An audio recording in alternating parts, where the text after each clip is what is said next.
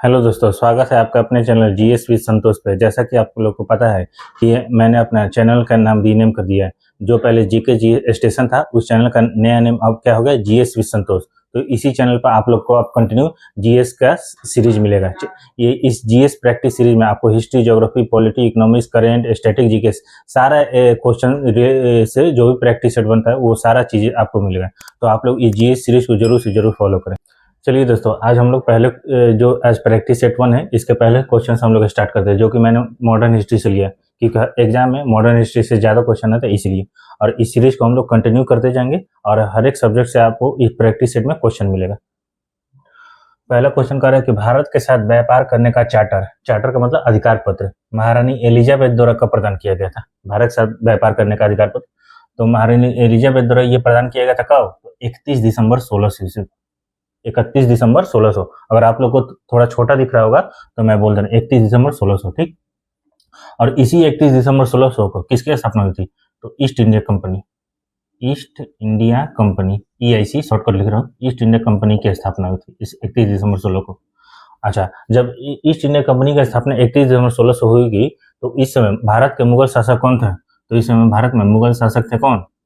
मुगल शासक, तो भारत में मुगल शासक थे आपका ये 1556 से 1605 अकबर का शासनकाल था। अकबर का शासनकाल कब से कब तक? 1556 से 1605 तक, ठीक। इस समय साझीदार कंपनी कितने थे भारत के साथ व्यापार करने में? पार्टनरशिप कंपनी, साझीदार कंपनी की संख्या कितनी थी? तो 217 थी, ठीक है। और ये भारत आने वाला पहला अंग्रेज कौन था? ये जो चार्टर साइन हुआ, तो भारत आने वाला पहला अंग्रेज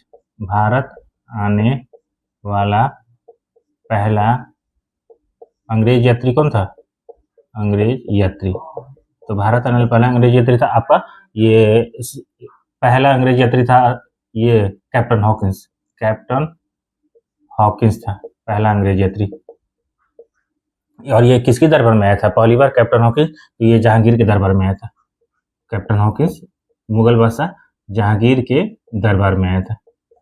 ये कैप्टन हॉकिंस कब आया था ये जहांगीर के दरबार में? तो 1609 में आया था, 1609 ईस्वी में आया था। और जहांगीर का शासनकाल कब से कब तक है? तो जहांगीर का शासनकाल है 1605 से 1627। तो इसी के बीच में 1609 है। तो एक पहला अंग्रेज यात्री कैप्टन हॉकिंस। अच्छा, ये पूछे कि भारत आने वाला दूसरा अंग्रेज यात्री कौन था? दूसरा अंग्रेज यात्री, तो दूसरा अंग्रेज यात्री था आपका सर टॉमस मुनरो। नहीं, सर टॉमस रो, मुनरो नहीं, वो तो मालवाड़ी से, सर टॉमस रो। और ये भी किसके दरबार में आया था? तो ये भी जहांगीर के दरबार में ही आया था, जहांगीर दरबार, शॉर्टकट लिख रहा हूँ। और ये कब आया था ये सर टॉमस मुनरो? तो 1615 ईस्वी में, 1615। तो 1605 से 27 जहांगीर का शासन का, और ये 1615 सर टॉमस और कैप्टन हॉकिंस 1609, ठीक है। ये पहले क्वेश्चन जितना एक्स्ट्रा फैक्ट बनता था, ये जो करेक्ट ऑप्शन उसके अकॉर्डिंग जो एक्स्ट्रा फैक्ट बन रहा था वो मैंने डिस्कस कर दिया। अब ये जो भी एक्स्ट्रा ऑप्शन है उसका मैं अलग से डिस्कशन करूंगा, मतलब नेक्स्ट प्रैक्टिस सेट में, क्योंकि इसमें स्पेस भी नहीं है। ज्यादा लिखूंगा तो एकदम छोटा छोटा अच्छा नहीं दिखेगा, इसलिए हर एक क्वेश्चन का एक्स्ट्रा डिटेल मैं अगले प्रैक्टिस सेट में करूंगा। अब चलिए नेक्स्ट क्वेश्चन बोल रहा है, निम्न में से कौन से नेता नरम दल के नेता नहीं थे? नरम दल यानी उदारवादी दल, जो सॉफ्ट पार्टी है, तो कौन नहीं थे? तो गोपाल कृष्ण गोखले, महादेव गोविंद रानाडे, फिरोज शाह मेहता, अरविंद घोष। कौन नहीं थे? यहाँ ध्यान दीजिए, कौन नहीं थे? तो ये अरविंद घोष नहीं थे। ये किस दल के नेता थे? तो ये गरम दल के नेता थे, यानी उग्रवादी पार्टी गरम दल के नेता थे। गरम दल के अन्य नेता कौन कौन थे? गरम दल के अन्य नेता कौन कौन थे? तो एक बार में शॉर्टकट में क्या कहेंगे इसको? लाल बाल पाल घोष। लाल बाल पाल घोष, लाल बाल पाल घोष। इसका मतलब लाल से लाला लाजपत राय, लाला लाजपत राय। बाल से बाल गंगाधर तिलक, बाल गंगाधर तिलक। पाल से बिपिन चंद्र पाल, बिपिन चंद्र पाल। और घोष से तो यही अरविंद घोष, ठीक है, घोष से अरविंद घोष। ये गरम दल के नेता थे। अच्छा, क्वेश्चन पूछता है कि ओरोविले आश्रम की स्थापना किसने की थी और कहाँ पे? ओरोविले आश्रम, तो ये ऑरोविले आश्रम की स्थापना इसी ने की थी, अरविंद घोष ने। और विले आश्रम की स्थापना कहाँ की थी? ऑरोविले आश्रम की स्थापना अरविंद घोष ने, तो पौंडीचेरी में, पौंडीचेरी में। ठीक है, अगर आप लोग राइटिंग छोटा लग रहा है तो इसलिए मैं बार बार रिपीट करके बोल रहा हूँ ताकि आप लोग ध्यान से सुने। अच्छा, ये इसमें स्पेस बच रहा है इसलिए मैं इस अदर ऑप्शन का भी एक्स्ट्रा फैक्ट डिस्कशन कर रहा हूँ। पहला ऑप्शन है गोपाल कृष्ण गोखले। ये कौन थे? तो ये जो बनारस में भारतीय राष्ट्रीय कांग्रेस का अधिवेशन हुआ था उसी का अध्यक्ष थे। कब? तो ये जो 1905 ईस्वी का 1905 का INC इंडियन नेशनल कांग्रेस का अधिवेशन जो हुआ था, इंडियन नेशनल कांग्रेस का अधिवेशन कहाँ हुआ था? 1905 में, तो बनारस में। बनारस में। इसी के अध्यक्ष कौन थे? 1905 बनारस में जो कांग्रेस के उसी के अध्यक्ष थे गोपाल कृष्ण गोखले। इसी गोपाल कृष्ण गोखले ने कौन सी पार्टी की स्थापना की थी? तो इन्हीं ने किया था servant of India society. Servant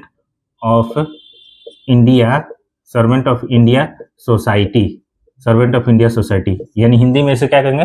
Bharat सेवक समाज। इसकी स्थापना गोपाल कृष्ण गोखले ने की। कब की? तो 1905 में की। कहाँ की? तो पुणे में की। ठीक है, जितना एक्स्ट्रा फैक्ट बन रहा था बता दी। महादेव गोविंद रानडे, ये भी इंपॉर्टेंट है, तो पूछेगा इनके बारे में कि पूना सार्वजनिक सभा की स्थापना कब की गई? पूना सार्वजनिक सभा की स्थापना कब की गई थी? मतलब कब हुआ था? तो 1867 में हुआ था। ये भी पूना में हुआ था, पूना सार्वजनिक सभा। और ये फिरोज मेहता, ये क्या है? तो बम्बई प्रेसिडेंसी एसोसिएशन की स्थापना बम्बई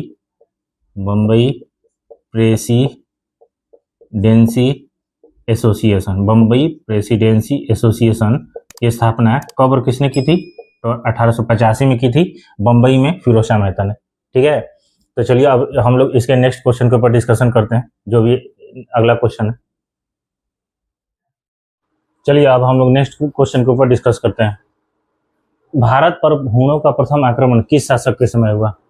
तो ये ऑप्शन है स्कंदगुप्त, कुमारगुप्त, अशोक, रुद्रदामन। तो हूणों का प्रथम आक्रमण किस शासक समय हुआ? तो स्कंदगुप्त के शासनकाल में। लेकिन ये सफल नहीं हुआ।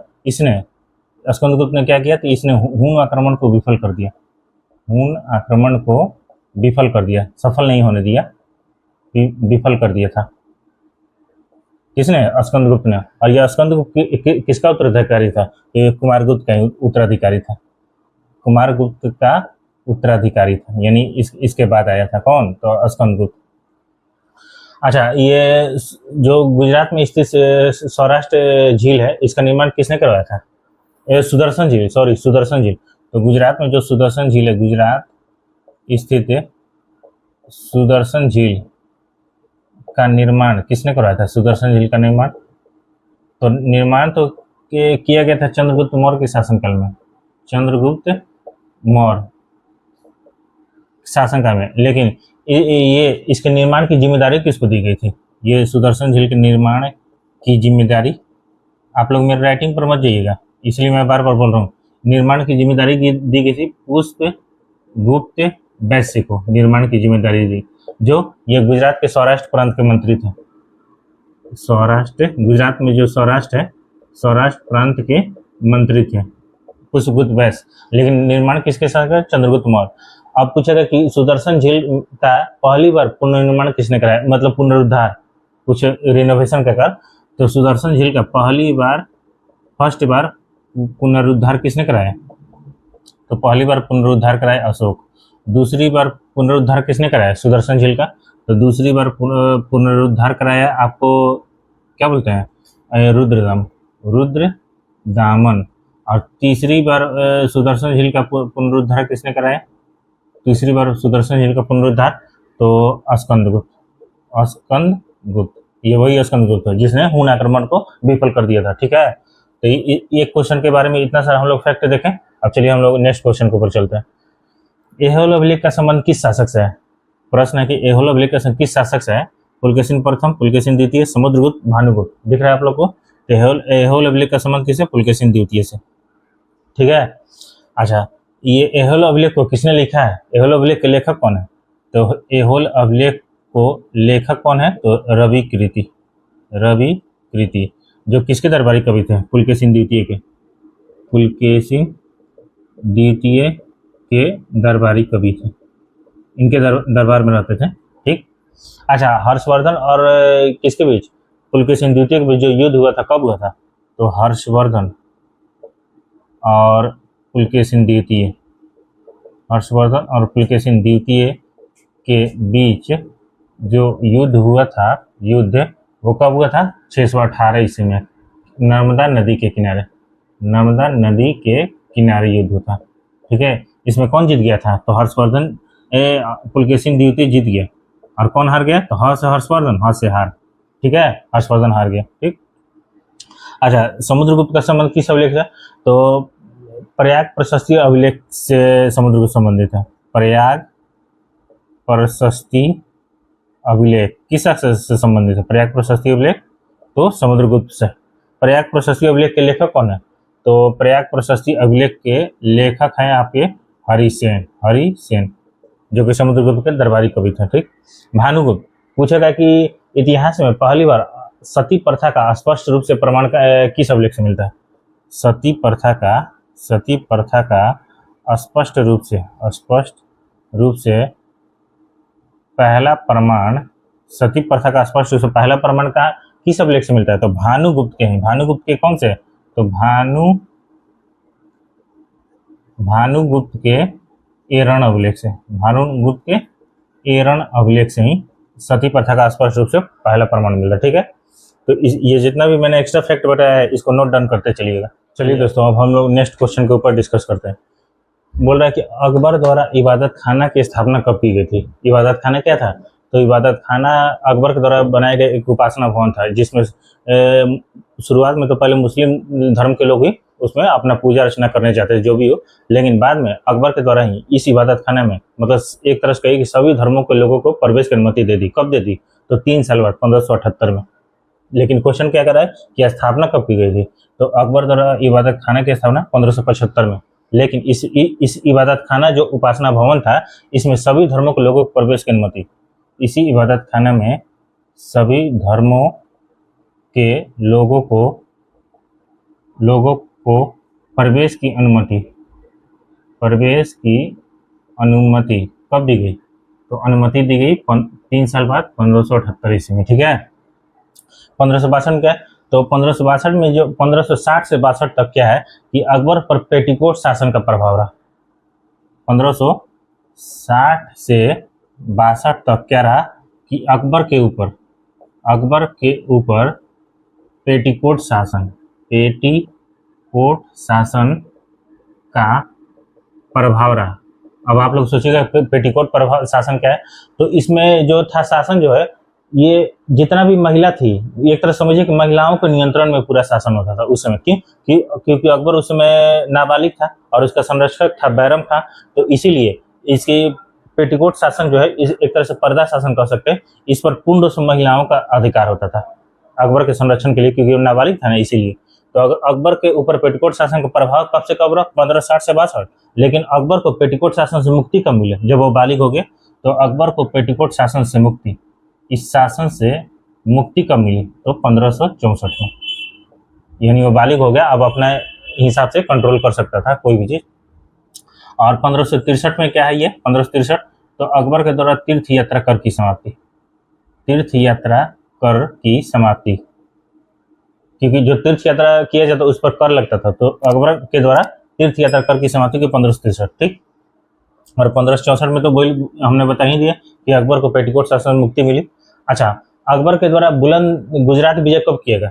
तो अकबर के द्वारा गुजरात विजय कब किया गया? 1571 में। और इसी गुजरात विजय जीतने के उपलक्ष्य में, गुजरात विजय करने के उपलक्ष्य में फतेहपुर सीकरी की स्थापना की, फतेहपुर सीकरी की स्थापना की, आगरा में फतेहपुर सीकरी की स्थापना। ठीक है, इसी गुजरात विजय के उपलक्ष्य में। ठीक। चलिए अब हम लोग नेक्स्ट क्वेश्चन के ऊपर चलते हैं। जितना एक्स्ट्रा फैक्ट था इससे रिलेटेड बता दिया मैंने। बोल रहा है नेक्स्ट क्वेश्चन की सुप्रसिद्ध संगीतकार तानसेन और बैजू बावरा किसके शासनकाल में प्रसिद्ध थे?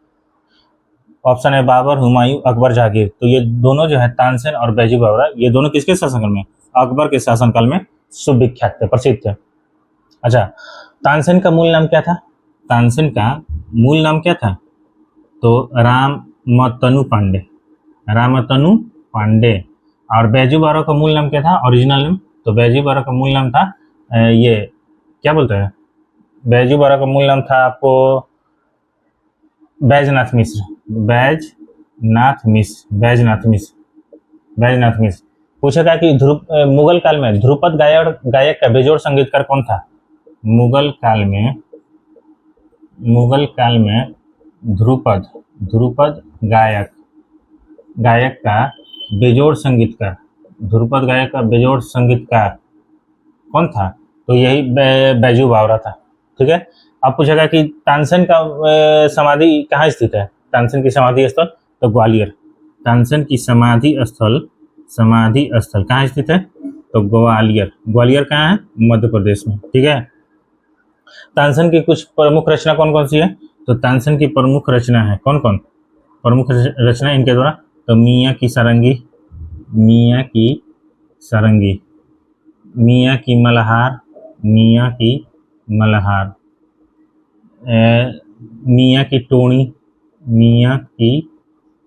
टोणी,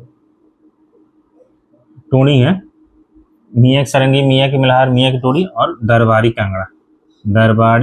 कांगड़ा। ये सब किसकी रचना है? तो रामतनु पांडे यानी तानसेन की रचना है। ठीक है। और ये अकबर का शासनकाल कब से कब तक रहा? तो बाबर 1526 से 30। उसके बाद लिख दे रहा हूँ शासनकाल, बाबर 1526 से 30। बाबर के बाद कौन है? हुमायूं 1530 से 55 कह सकते हैं। और फिर अकबर 1556 1605, 1556 से 1605। और जहांगीर 1605 से 1627 तक। ठीक है। टाइम पीरियड भी मतलब अगर टाइम पीरियड इसलिए बताया कि इससे रिलेटेड अगर कोई क्वेश्चन आया तो आपको एलिमिनेट करके क्वेश्चन का आंसर दे सके। तो जितना भी फैक्ट था मैंने लिख दिया, आप लोग इसको नोट डाउन करिए ताकि हम लोग आगे के क्वेश्चन को डिस्कस कर सकें। चलिए दोस्तों, अब नेक्स्ट क्वेश्चन के ऊपर डिस्कस करते हैं। क्वेश्चन है कि न्यू कैसल पोर्ट यानी बंदरगाह किस देश में स्थित है? न्यू कैसल पोर्ट तो ये कहाँ स्थित है? तो न्यू कैसल पोर्ट जो है बंदरगाह ऑस्ट्रेलिया में स्थित है। ठीक। और ये किस लिए प्रसिद्ध है पोर्ट पूरे विश्व में? तो ये कोयला निर्यात बंदरगाह है। ये पोर्ट प्रसिद्ध है किस लिए? तो कोयला निर्यात बंदरगाह। यहाँ इस बंदरगाह से कोयला भेजा जाता है, कोयला निर्यात बंदरगाह पूरे विश्व में प्रसिद्ध है, न्यू कैसल पोर्ट ऑस्ट्रेलिया में। ठीक। अच्छा, पूछेगा कि कोयला उत्पादन में अभी टॉप पर कौन सा देश है वर्तमान में? तो कोयला के उत्पादन में शीर्ष पर कौन सा देश है? टॉप पर शीर्ष पर तो चीन है। ठीक। अब पूछेगा कि भारत में कौन सा राज्य कोयले के उत्पादन में टॉप पर है? तो भारत में कौन सा राज्य कोयले के उत्पादन में? तो उत्पादन में है आपका ये छत्तीसगढ़। लेकिन पूछेगा कि भारत में कौन सा राज्य कोयले के भंडार करने के मामले में टॉप पर है, स्टोर करने के मामले में? तो भारत में कौन सा राज्य जो है भारत में कोयले के भंडार करने के मामले में स्टोर? तो ये आपका हो जाएगा झारखंड। ठीक है। पूरे वर्ल्ड में टॉप पर कोयला उत्पादन में चीन, भारत में कोयला उत्पादन में कोयला प्रोडक्शन में टॉप पर छत्तीसगढ़, और भारत में कोयला के भंडार स्टोर करने के मामले में झारखंड। ठीक। अच्छा, ये जो कजाकिस्तान विश्व में किससे प्रसिद्ध है? तो यूरेनियम के उत्पादन के लिए। यूरेनियम उत्पादन के लिए पूरे विश्व में कौन सा प्रसिद्ध है? तो कजाकिस्तान। और ये मैक्सिको किस लिए प्रसिद्ध है? तो चांदी के लिए मैक्सिको प्रसिद्ध है। ठीक है। और चीन किस चीज में अग्रणी है? तो आपका गेहूं नहीं हो जाएगा, चावल में तो अब भारत आ गया। अंडा में, तंबाकू में, सोना में, ये सब में टॉप पर है चीन। ठीक है। अच्छा, अब बोल रहा है कि नेक्स्ट क्वेश्चन कि भारत में कौन सी नदी अपने मार्ग बदलने के सर्वाधिक विख्यात है? तो कौन सी नदी हो जाएगा? कोसी, कावेरी, गोदावरी, कृष्णा। तो कौन सी नदी प्रसिद्ध है? कोसी नदी अपना मार्ग बदलते रहती है सर्वाधिक। अच्छा, कोसी नदी का उद्गम कहाँ से होता है? इसका उद्गम स्थान? तो कोसी नदी का उद्गम स्थल कहाँ से है? तो नेपाल के गोसाई धाम चोटी से कोसी नदी का उद्गम स्थल। और इसका मुहाना यानी कहाँ जाकर मिल जाती है? तो ये आपका बिहार के पास जो कटिहार है, कटिहार के कुर्सेला जिले के कटिहार के पास एक कुर्सेला स्थान है, तो कुर्सेला के पास गंगा नदी में, कटिहार के कुर्सेला के पास गंगा नदी में जाकर ये मिल जाती है कोसी नदी, ठीक है। और कहाँ से निकलती है, तो नेपाल के गोसाई थान की चोटी से। अच्छा, ये कोसी नदी बिहार में कहाँ से प्रवेश करती है, बिहार में इंटर करती है, तो कोसी नदी बिहार में प्रवेश करती है, बिहार में प्रवेश करती है, बिहार के सुपौल जिला के भीमनगर, सुपौल जो जिला है जहाँ से शारदा सिन्हा जी थी, सुपौल जिला के भीमनगर नामक स्थान से, यहीं से ये बिहार में प्रवेश करती है। और कहाँ चल जाती है, कटिहार के कुर्सेला के पास से निकल के गंगा नदी में मिल जाती है। अच्छा, कोसी नदी की लंबाई कितनी है, कोसी नदी की लंबाई, तो ये कोसी नदी की लंबाई है 720 किलोमीटर। कोसी नदी को नेपाल में किस नाम जाना जाता है, तो कोसी नदी को नेपाल में किस नाम जाना जाता है, तो नेपाल में जाना जाता है सप्तकोसी, यानी 7 धाराओं से मिलकर बन जाए, इसलिए सप्तकोसी। कोसी नदी की सबसे महत्वपूर्ण धारा कौन सी है, तो अरुण। इसकी मुख्य धारा कौन सी है, मुख्य धारा, तो अरुण कोसी नदी की महत्वपूर्ण धारा। अच्छा, कोसी नदी की लंबाई हो गई। कावेरी नदी की लंबाई कितनी है, तो 880 किलोमीटर। गोदावरी नदी की लंबाई कितनी है, 1465 किलोमीटर। और कृष्णा नदी की लंबाई कितनी है, 1401 किलोमीटर, ठीक है। ये आज मैंने कोसी के बारे में बताया, फिर आगे जैसे जैसे हम लोग सेट के ऊपर डिस्कस करेंगे, तो आगे एक एक करके हम लोग अनेक नदियों के ऊपर चर्चा करेंगे। चलिए इसको नोट डाउन करिए। चलिए दोस्तों, नेक्स्ट क्वेश्चन के ऊपर हम लोग डिस्कस करते हैं। बोल रहा है कि प्रकाश यानी लाइट के संबंध में कौन सा कथन सत्य है, ट्रू, फॉल्स नहीं, ट्रू। तो बोल पहला ऑप्शन है कि यह एक विद्युत चुम्बकीय तरंग है, बिल्कुल सही है। यह एक कण प्रकृति का है, सही है, ये भी। बोल रहा है यह ऊर्जा का एक रूप है, एनर्जी के पैकेट को रहता है, सही है। और ये उपयुक्त सभी तीन ऊपर के तीनों कथन सही हैं, तो उपयुक्त सभी सत्य है, ठीक। प्रकाश एक विद्युत चुम्बकीय तरंग है, ये इसकी अवधारणा सबसे पहले किसने दी थी, तो इसकी अवधारणा सबसे पहले दी थी किस वैज्ञानिक ने, तो इसकी अवधारणा दी थी जॉर्ज क्लार्क मैक्सवेल ने, जॉर्ज क्लार्क मैक्सवेल ने दी थी। अच्छा, ये प्रकाश की चाल निर्वात में कितनी होती है, निर्वात में प्रकाश की चाल कितनी होती है, निर्वात में प्रकाश की चाल, तो निर्वात में प्रकाश की चाल होती है आपका 3 × 10⁸ मीटर प्रति सेकंड कहें, या इसे कहें आप 3 लाख किलोमीटर प्रति सेकंड, दोनों एक ही बात है। 3 × 10⁸ मीटर प्रति सेकंड या 3 लाख किलोमीटर प्रति सेकंड, ठीक।